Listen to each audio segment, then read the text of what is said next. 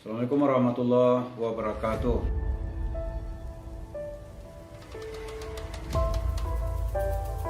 Pemirsa, dalam minggu-minggu ini kita dikejutkan dengan pemberitaan yang cukup fantastis, yaitu Dai Kondang Abdul Somad atau Ustadz Abdul Somad dilarang masuk Singapura.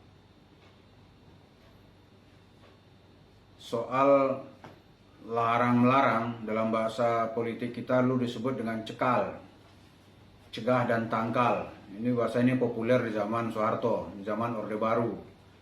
Jadi cekal itu orang yang mau keluar, kalau dia musuh pemerintah itu tidak boleh keluar negeri. Kemudian orang di luar tidak boleh masuk, maka namanya tangkal. Itu dalam bahasa politik kita disebut dengan cekal, cegah dan tangkal. Nah, kemudian persoalan itu kenapa jadi ribut? Dalam kebijakan sebuah negara itu berhak melarang seseorang atau kelompok tertentu untuk masuk ke negaranya. Kecuali misalnya Abdul Somad mau umrah transit di Changi. Itu kalau itu dilarang, mungkin itu menjadi presiden internasional. Tapi kalau dia masuk sebuah negara dan dia masuk itu melalui laut lagi, dari Batam atau melalui darat nanti melalui Johor gitu. Johor masuk Singapura atau biasanya memang pemeriksaan itu agak ketat.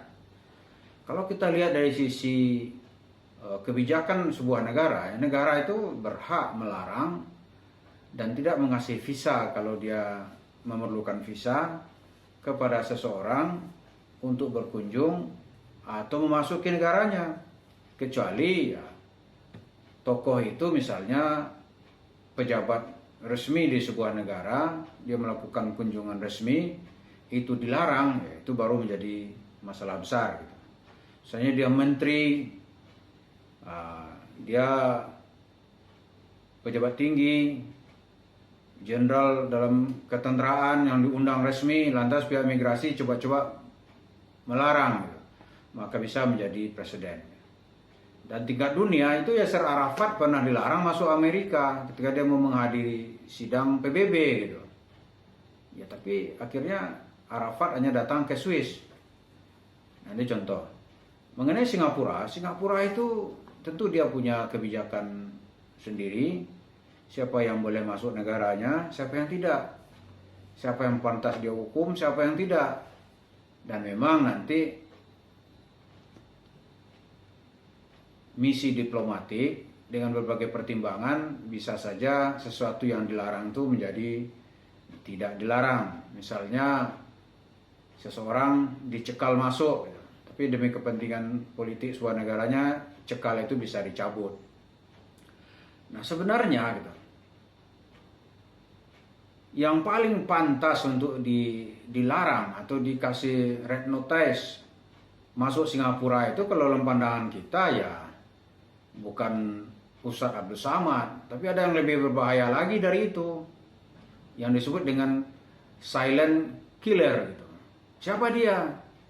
Namanya banyak sekali kalau di Indonesia. Dia dikenal juga dengan Ustadz sedekah, menggondol sedekah, kemudian bahasanya tahfiz terus gitu. Rumah tahfiznya nggak ada yang populer juga. Yang bilang punya 9.000 rumah tahfiz. Ada juga yang bilang dia itu dengan nama yang banyak sekali, di perbankan namanya juga banyak, tapi kenapa tidak ditangkap ya? Kemudian ada yang sedang bermasalah sekarang, setiap di banyak tempat dia dilaporkan ke polisi, tapi selalu lolos.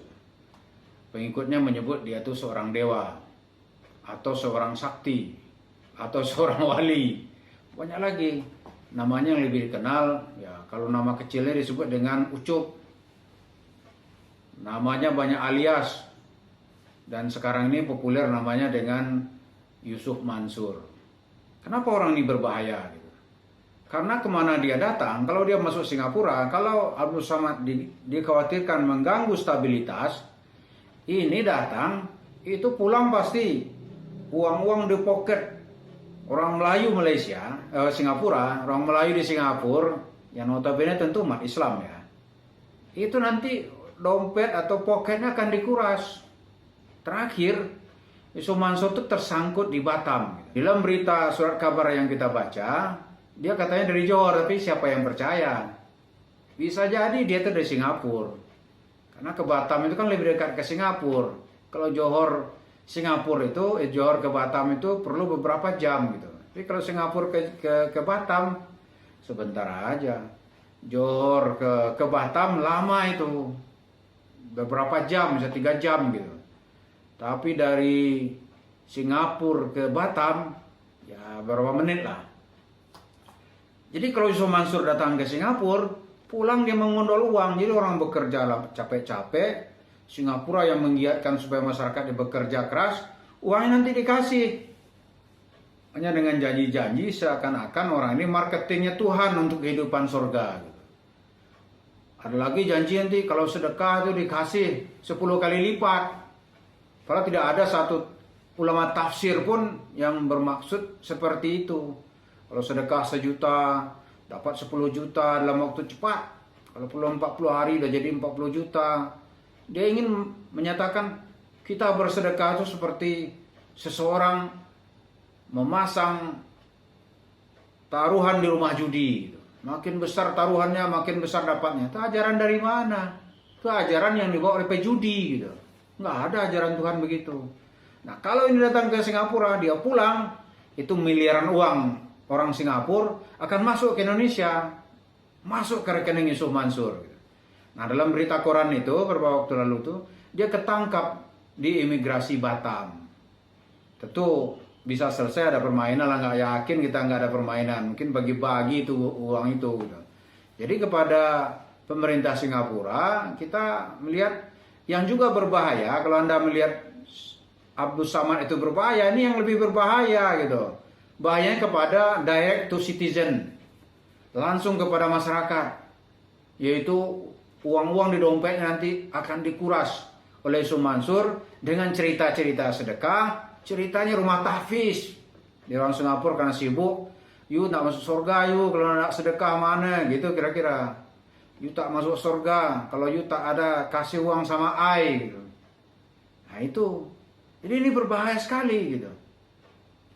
Di Indonesia sekarang ini kasusnya banyak sekali. Di mana-mana orang bermaksud mengejar Yusuf Mansur.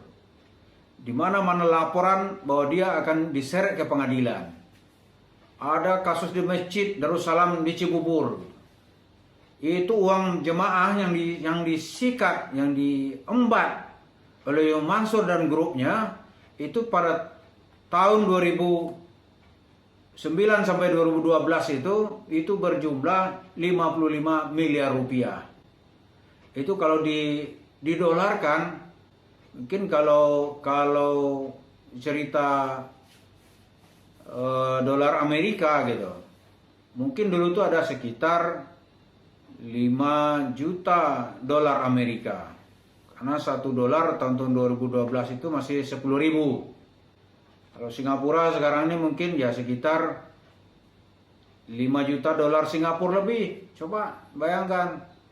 Itu mestinya kalau di tangan masyarakat Melayu, wah itu udah banyak uang yang bisa dibuat itu. Sekarang datang satu orang itu seperti silent killer gitu. Pembunuh yang berbahaya tapi diam-diam. Dia tersenyum gitu. Kalau di Indonesia dia tuh beda-beda tipis lah dengan apa namanya nih, banyak kasus yang sedang diributkan sekarang. Misalnya kasus Paytrend itu kalau diungkap menurut pengacara yang pernah kita jumpa itu seperti kisahnya fast travel gitu atau Abu Tur. Duit orang dia terima tapi orang nggak berangkat umroh. Nah ini kita khawatiran kalau dia bisa diizinkan masuk Singapura, memang pengaruh jangka pendeknya tidak terasa. Karena orang dibius dengan kehidupan surga, dibius jadi kaya, padahal fakta nggak ada. Gitu. Siapa yang bersedekah pasti kaya, siapa yang bersedekah besar pasti besar. Sekarang kehidupan orang ini banyak masalah. Ini masyarakat Indonesia sedang mempermasalahkannya. Tolonglah Yusuf Mansur ini masuk juga dalam red notice bagi orang-orang yang ingin masuk ke Singapura. Terima kasih. Jangan hanya Ustadz Abdul Samad, tapi ada lagi yang lain yang bahayanya jauh lebih besar. Terima kasih. Assalamualaikum warahmatullahi wabarakatuh.